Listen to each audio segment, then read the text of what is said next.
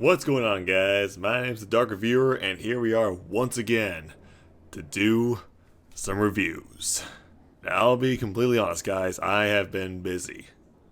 I have been busy for a good amount of weeks.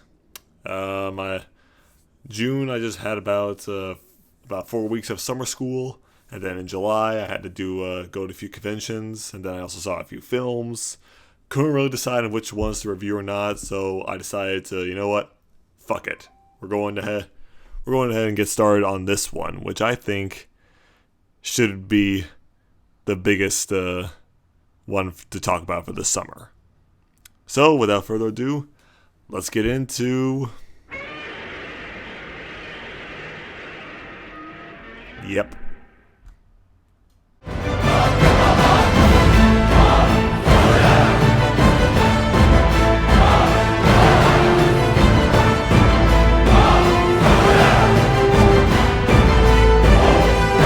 So yep, here we go, guys.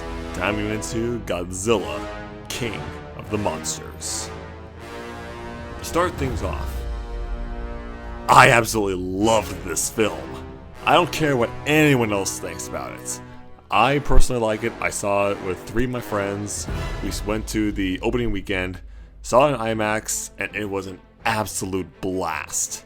I could not believe how much nostalgia the director wanted to give us for the Godzilla character himself. They got his actual theme, they brought in the classic 1960s roar to mix in with the 2014 roar, and his look. Godzilla's look in this film really, it's just an outstanding piece of work to how you can make it with all the CGI. You basically have the Godzilla 2014 look with his classic Showa series spines that he put on his back. And it just really, they really wanted to acknowledge the fact that they know the source material, that they wanted to give Godzilla to the fans and what we wanted to we would expect from Godzilla. So, but also, it's not just Godzilla. It's the other 3 monsters from Toho that they really outdid themselves.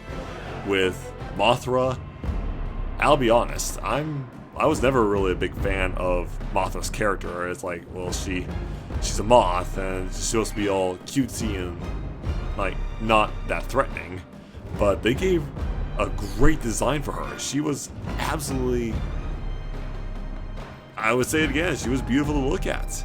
Even though they kind of moved in a little the idea of her being the queen of the monsters and having her and Godzilla in a symbiotic relationship.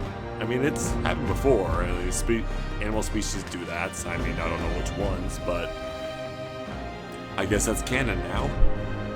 And another thing was Rodan. Rodan's look was...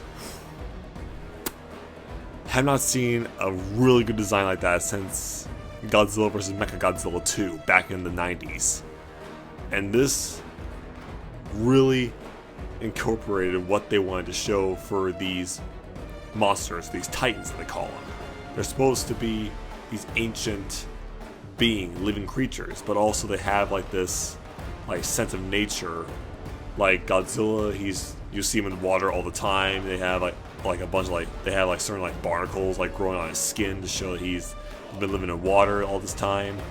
Rodan, they showed him coming out of a fire mountain, so some of his wings and his claws were falling off the cinders. And it was just the amount of detail that they put into this film was really outstanding, and I absolutely commend them for making. But then, there was the big baddie in this film for Godzilla to fight. And you know him, you love him, he's the most iconic villain in Godzilla's series, King Ghidorah. Oh my god! King Ghidorah! His design was so outstanding. And just, it blows my mind that they actually went from the whole, just a pure CGI creature to actors and motion capture to give them these more personalities. Because I remember this. I went to WonderCon and I met the director who explained to us that they used 3 different actors to for each head of Ghidorah. So each one has their different personality. And to me, that just screams money and a great imagination. So then we go through the whole, like, what is this story about? I mean, it's all about one person from that we don't even know. That apparently they were in the San Francisco battle for the first Godzilla film, and they lose their son. The wife is trying to think, oh no, the Titans are the supernatural order, and we must wipe out all of humanity because it's all going around like that.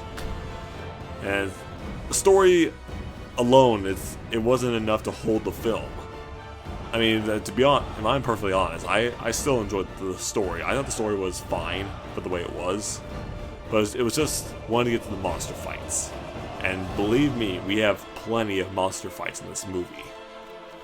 Granted, though, there are times when it's all shaky and it's like we're looking down from our point of view at these big giant monsters.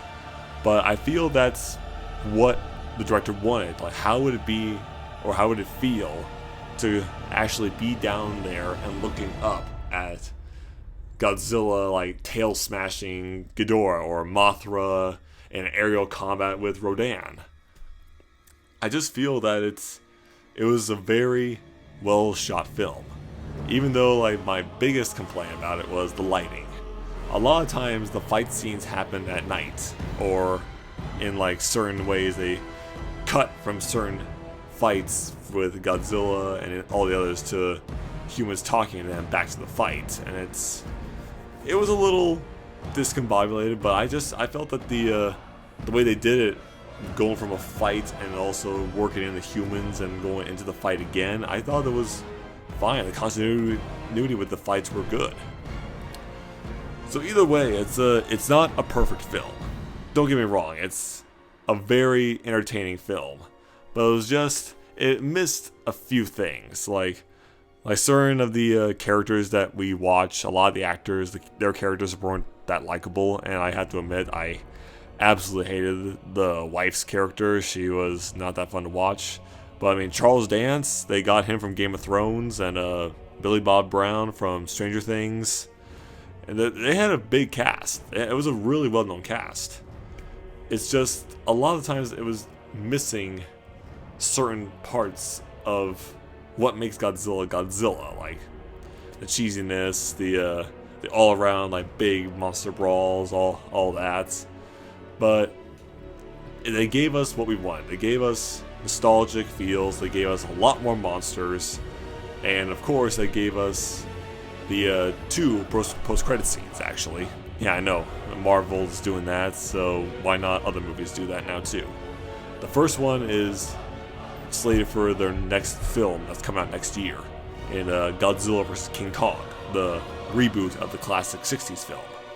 And the second one, I was so hyped up because it was Charles Dance back in Mexico after Godzilla killed King Ghidorah during their final fight, and then he sees, like, something that's in the background that we don't see it yet, and he says, "We'll take it," and then it pans back around to one of Ghidorah's heads, and to me I was like, how did that happen? Because Ghidorah died back in Boston. How did it wash up all the way over in Mexico?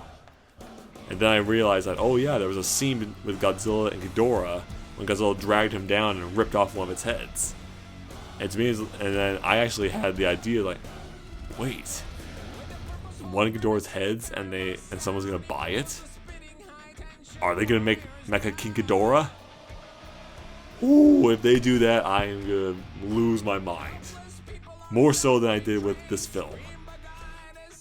So, there's another big thing that I actually felt was kind of funny. It was during the whole scene with waking up Rodan and and how the whole island that we saw in the trailer, he's like swooping down, everyone's dying, all blah blah blah blah blah. It was just that they wanted to take him and move him to somewhere that's less populated so they can fight him. And I was like, where have I heard that before? We should take Bikini Bottom and push it somewhere else! How about that? Godzilla actually made Patrick Starr's idea correct. That is just baffling. So either way, let's go down to the verdict. I know this is a short review, but what can I say? You guys have to watch it. Just watch it and give your own opinion. Don't just listen to mine. Make up your own. So, in the high side of why I believe this film, Godzilla, King of the Monsters, I give it a B-. Because I'll be honest, it's a fantastic film. More so than the first one. We got more Godzilla, more nostalgic feels, more monsters, more action. It's an improvement. But we need to have a good center plot line and a good mixture of the fight scenes with all the scenes that happen on the ground. Hopefully we get that in Godzilla vs. King Kong.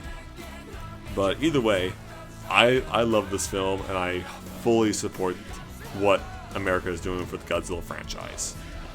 Till then, I'm the Dark Reviewer, guys. Thank you so much for watching. And if you liked this video, punch that like button in the face, like the badasses you are, and you can click subscribe right now and join us in the shadows.